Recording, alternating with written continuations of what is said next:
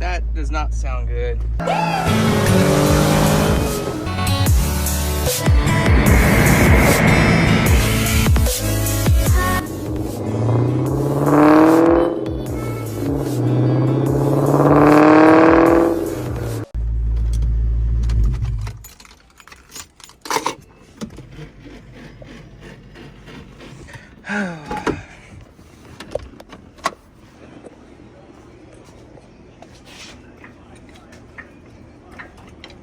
Up and away.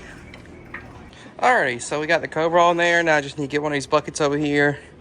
And I'm going to change the transmission fluid first. I'm really interested on how this transmission fluid is going to look. Because I don't think it's going to look the best. So we are going to see. Alrighty, so we got the transmission fluid drain. And I'm trying to get you on some. If you can see, there's a little bit of sparkle in there. But it's not really much I should be worried about. Most of these ATF transmission fluids already have some kind of, it's the color it is too, it has that kind of like sparkly color to it. So if anything, I don't think it's fluid. I think it's more just a bearings worn on the transmission. So I'm gonna put new transmission fluid and see if it quiets it up. And if it does, that's gonna be great. But if not, I'm not worried about it. So I'm gonna go ahead and just service everything. Alrighty, so got the oil draining right there, draining on out. If anybody wants to know the exact size on an 03 Cobra, 04 Cobra, it is a 16 millimeter. These snap-on ratchets with the little bend in them come in handy. Bad location, so the best thing to do when you're trying to loosen one is just to kind of like, don't like just snatch on this, but just push it down out of your way while you're loosening it. And when you pull it out, just push this out of your way and push this back, and the oil filter will fall right down through there and out.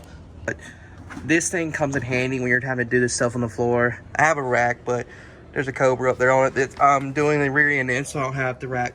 But these things come in handy. It helps to not make a mess. And then I got this from Harbor Freight. Very handy. Just, you know, so you have all of this room to catch the oil, and you're not just using the little bit space of a bucket.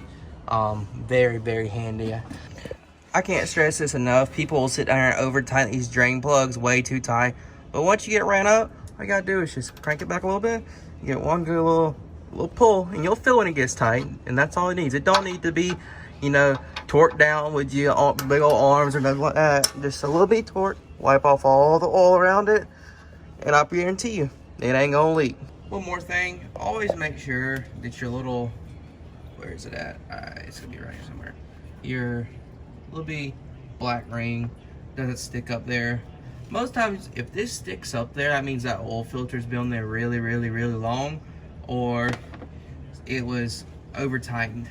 Most times I experience that. Most times if it's not over tightened, it's not gonna stick, and it's just gonna come right on out the oil filter. But I'm not always right, but always you can see how the oil, this is just a bad design by Ford, but it's whatever. But the oil always just runs down, makes a mess, right? So always get some carburetor cleaner, not brake clean, because brake clean doesn't evaporate as quick as carburetor cleaner. And always just spray all this off and get your little rag and wipe it off, and you'll be good to go. And one thing I always do on my oil filters when I'm putting them back in the car is I always write the mileage. My car actually has 36,800 and like 78 miles up. I'm just gonna round it up. 36,900 miles, the date, and then just a little smiley face for good luck, because she needs all the luck she can get. So yeehaw. Alrighty, so everything's tight, clean, no leaks anywhere. I mean, no dribblage of anything. So what I always do is, boards are gonna be your best friend when we're going around jacking up cars, because I'm gonna tell you right now, if you were to take that jack and put it on that K-member and start jacking up, this jack is liable to slide, because it's done on me before on this car. Like I said, boards are really helpful for this situation, because if it wasn't for those boards, even having the low profile Harbor Freight jack, I still cannot get my jack under or out in this car without having those blocks under it. So it really does help. Just be easy coming off so you don't slip and shoot one out from under the car and maybe hit your car or do something. I don't know, just be careful. So I've figured this out working on a lot of Cobras over my past few years of working on them. The LMR and all the books say 6 quarts. So there's 5, 6. I always get an extra quart and add half of an extra quart because for some reason, it might just be my car, and I've seen it do it on a couple of, you fire it up, and you got 6 quarts of oil in it, and you cut it off and you come back, check the dipstick, and it's halfway down the dipstick. And for me, I always like having my oil at the top of the dipstick to ensure that I have the most oil in my motor that it can hold without messing anything up. Now, if you way overfill it, it's going to start blowing gaskets and trying to blow oil out of places, which is not going to be fun because then that's a lot of work taking this motor out of this car. But I always put 6.5 quarts in my car. Works perfect. Every time I pull a dipstick, most of the time it might just be a little low, and I add just a little bit more, or it's always perfect. So, pro tip, take my advice or don't take it, but that's just what I've learned over the years on these 03 and 04 Cobras. So now, we've got to put spark plugs in the motor. Most times, well, all the time, I don't know why I say most time, all the time, on every 03 or 04 Cobra, the cold air, or whatever you want to call it, air intake has to come off to get to the plugs right here.